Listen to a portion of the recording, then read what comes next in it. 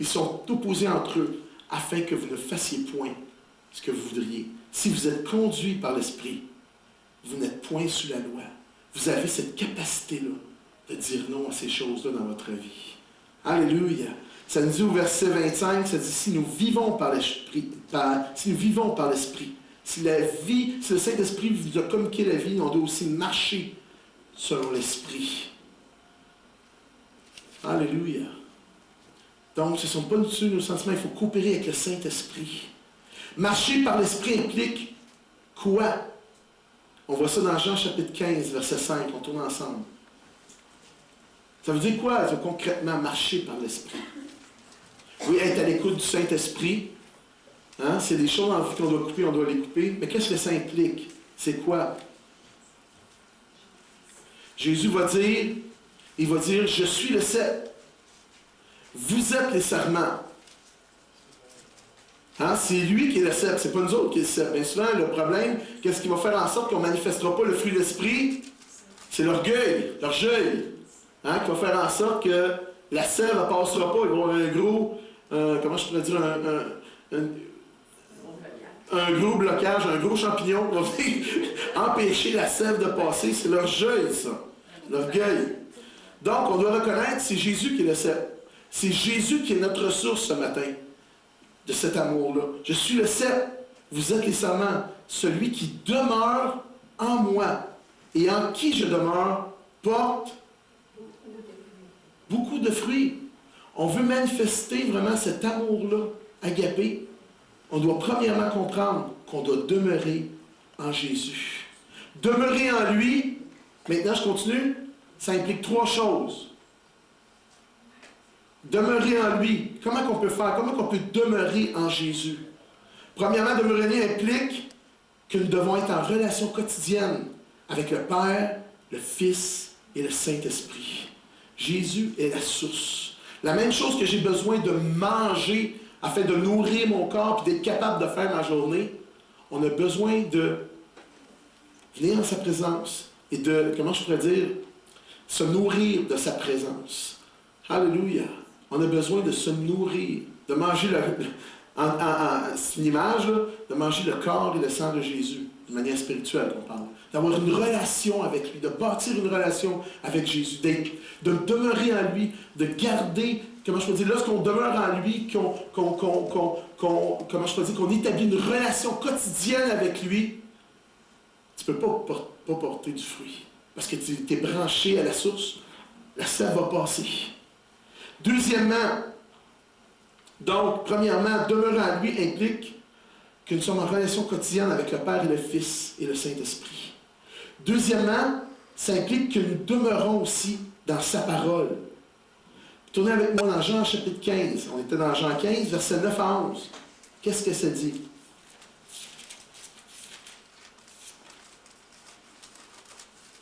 Donc, avoir une relation, premièrement, demeurer en Jésus, c'est avoir une relation quotidienne avec lui.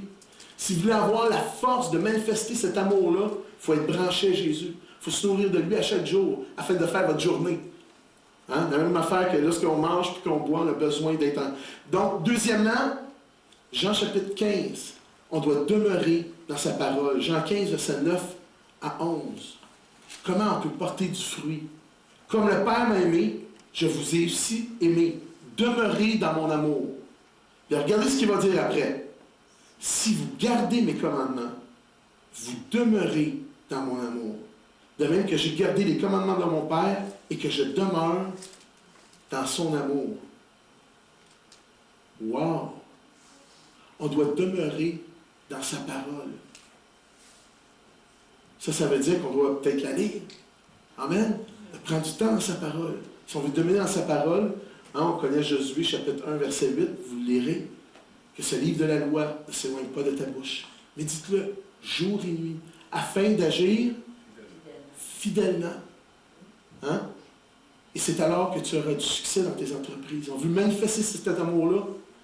Si on veut comprendre vraiment ce qu'est l'amour, c'est au travers des Écritures. Si on veut connaître vraiment le caractère de Dieu, c'est au travers des Écritures qu'il se révèle à nous. Non seulement le lire, on doit la méditer, puis la mettre en pratique. Troisièmement, puis bien souvent, cette partie-là, demeurer en Jésus. Comment je peux demeurer en lui? On a une communion avec lui, une relation, au travers de sa parole, mais aussi en demeurant dans son corps. Demeurer en Jésus. Si tu demeures en Jésus, tu es dans son corps. Donc, ça nous parle aussi que si on veut manifester, apprendre l'amour, on a besoin des uns puis des autres pour pouvoir grandir. Alléluia. J'ai besoin des frères et des sœurs pour grandir. Vous avez besoin de ce qu'ils ont.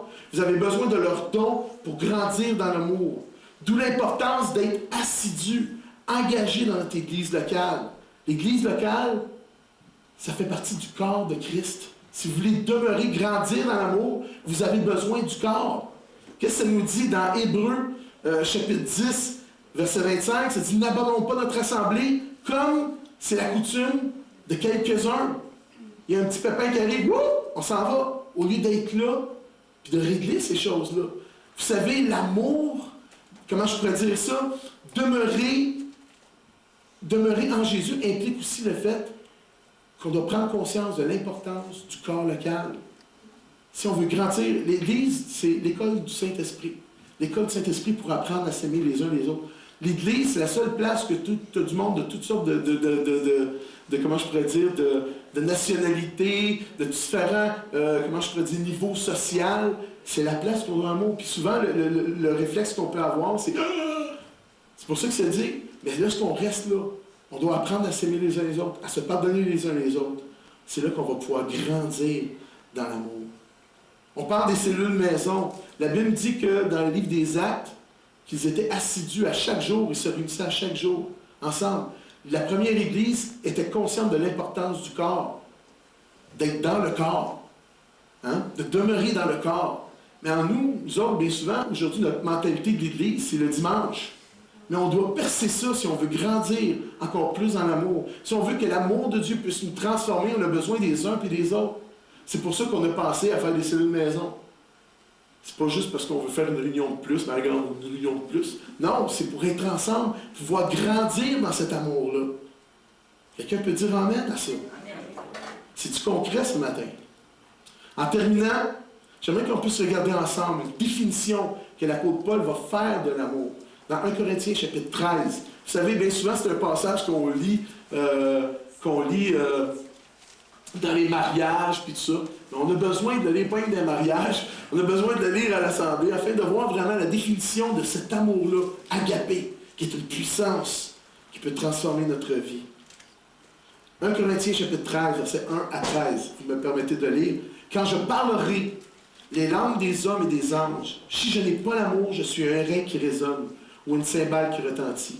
Et quand j'aurai le don de prophétie, la science de tous les mystères, et toute la connaissance, quand j'aurai même toute la foi jusqu'à transporter des montagnes, si je n'ai pas l'agapé, je ne suis rien.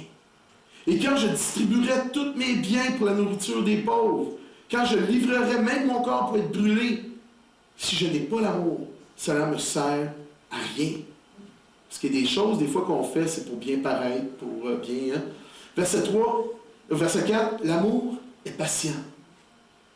L'agapé est patient. Il est plein de bonté. L'amour n'est point envieux. L'amour ne se vante point, ne s'enfle point d'orgueil. Il ne fait rien de malhonnête. Il ne cherche point son intérêt. Il ne s'irrite point. Il ne soupçonne point le mal.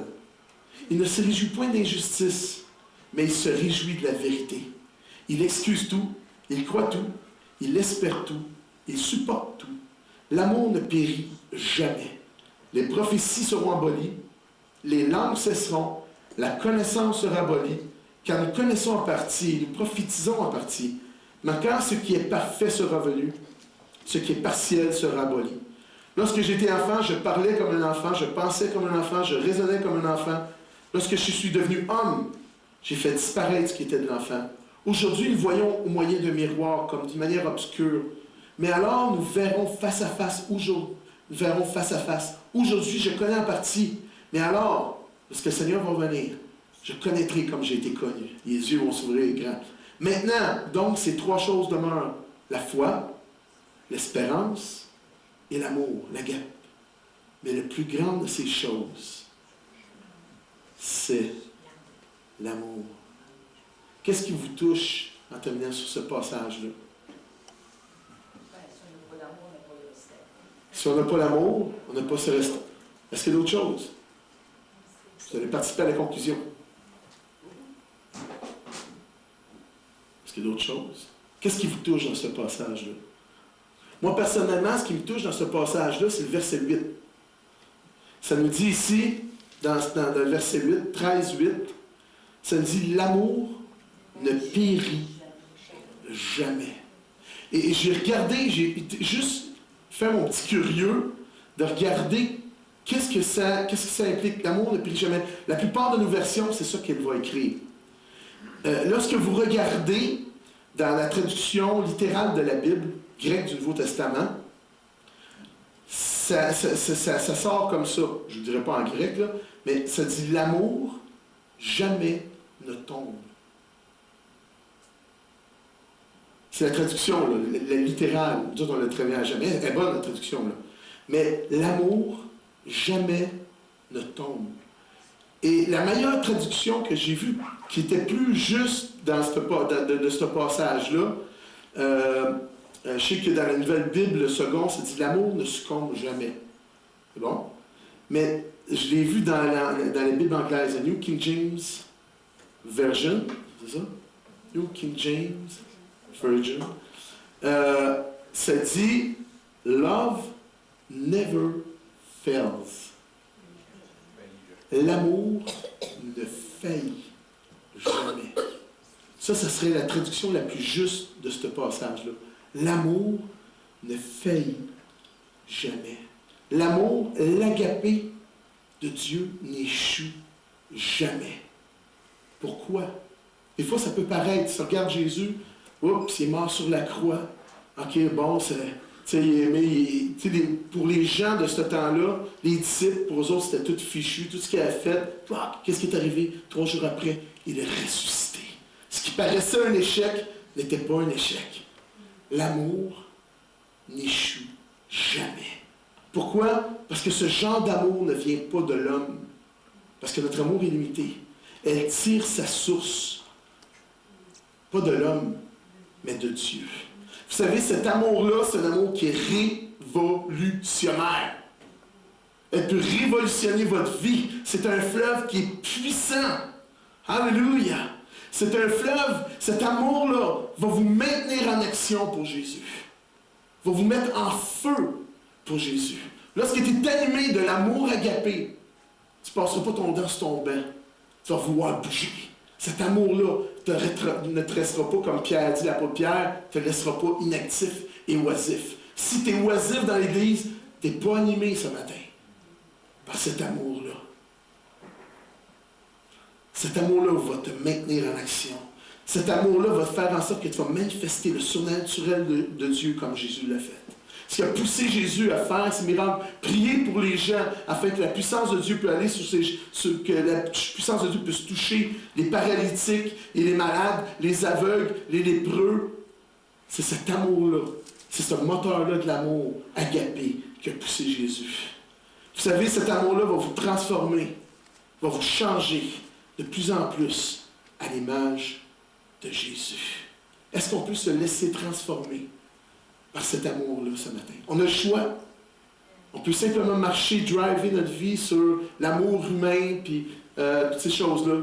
Mais est-ce qu'on peut ce matin? Le Saint-Esprit est là. On peut se laisser transformer par cet amour-là. Cet amour-là va nous transfigurer à l'image de Jésus, de jour en jour, de gloire en gloire. Ça ne se fait pas du jour au lendemain. Vous savez, si nous comprendrions véritablement tous les avantages que nous avons en vivant dans l'amour de Dieu, on serait en compétition. Si on réaliserait vraiment, dans notre pensée, dans notre cœur, véritablement tous les avantages que nous aurons en vivant dans cet amour-là, on serait en compétition les uns avec les autres pour être celui qui aime